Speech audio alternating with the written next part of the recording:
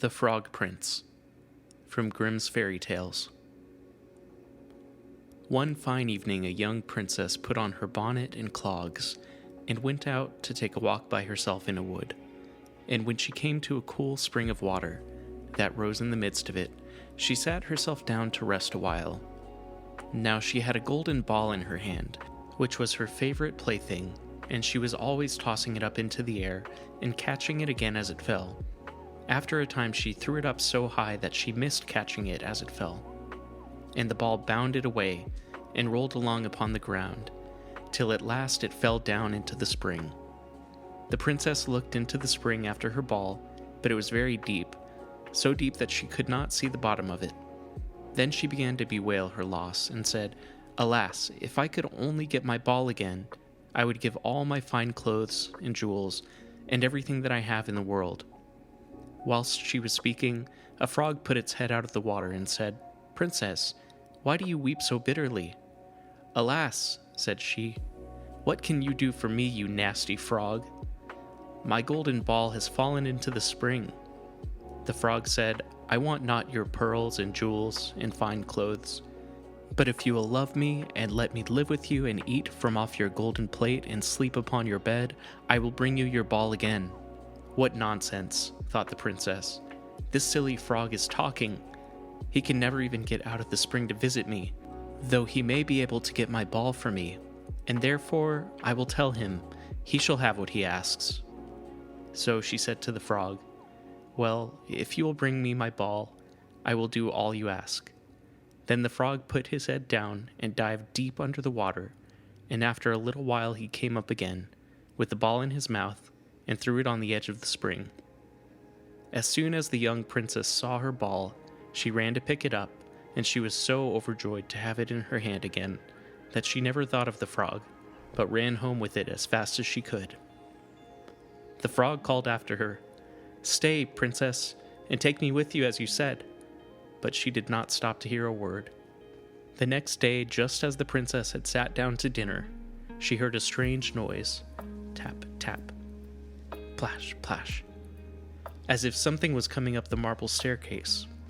And soon afterwards there was a gentle knock at the door, and a little voice cried out and said, "Open the door, my princess dear, open the door to thy true love here, and mind the words that thou and I said, by the fountain cool in the greenwood shade."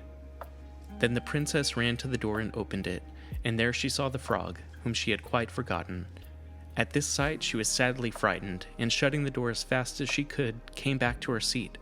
The king, her father, seeing that something had frightened her, asked her what was the matter. "There is a nasty frog," said she, "at the door that lifted my ball for me out of the spring this morning. I told him that he should live with me here, thinking that he could never get out of the spring. But there he is at the door, and he wants to come in." While she was speaking, the frog knocked again at the door and said, "Open the door, my princess dear. Open the door to thy true love here, and mind the words that thou and I said, by the fountain cool in the greenwood shade." Then the king said to the young princess, "As you have given your word, you must keep it. So go and let him in."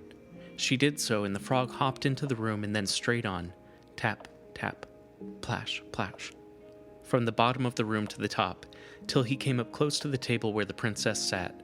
"Pray, lift me upon chair," said he to the princess, "and let me sit next to you." As soon as she had done this, the frog said, "Put your plate nearer to me, that I may eat out of it."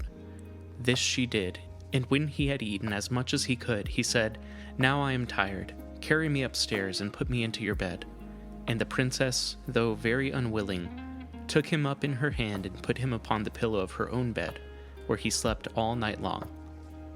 As soon as it was light, he jumped on, hopped downstairs, and went out of the house. "Now then," thought the princess, "at last he is gone, and I shall be troubled with him no more." But she was mistaken, for when night came again she heard the same tapping at the door, and the frog came once more and said, "Open the door, my princess dear, open the door to thy true love here, and mind the words that thou and I said, by the fountain cool in the greenwood shade." And when the princess opened the door, the frog came in, and slept upon her pillow as before, till the morning broke. And the third night he did the same. But when the princess awoke on the following morning, she was astonished to see, instead of the frog, a handsome prince, gazing on her with the most beautiful eyes she had ever seen, and standing at the head of her bed. He told her that he had been enchanted by a spiteful fairy, who had changed him into a frog, and that he had been fated so to abide till some princess should take him out of the spring, and let him eat from her plate, and sleep upon her bed for 3 nights. You, said the prince, have broken his cruel charm, and now I have nothing to wish for but that you should go with me into my father's kingdom, where I will marry you and love you as long as you live. The young princess, you may be sure, was not long in saying yes to all of this, and as they spoke, a gay coach drove up, with 8 beautiful horses, decked with plumes of feathers and a golden harness. And behind the coach rode the prince's servant, faithful Heinrich, who had bewailed the misfortunes of his dear master during his enchantment so long and so bitterly that his heart had well nigh burst.